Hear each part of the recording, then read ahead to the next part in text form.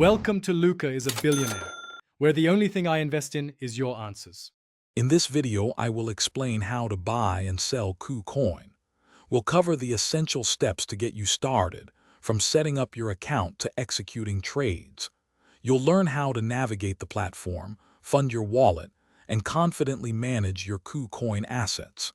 This guide aims to make the process clear and easy to follow for everyone. To buy KuCoin, first, set up and verify your account on the exchange. Next, you'll need to deposit funds into your account. Options often include bank transfers or other cryptocurrencies.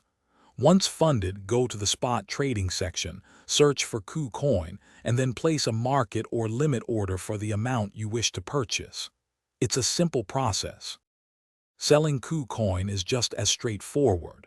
Begin by logging into your account and heading to the trading interface.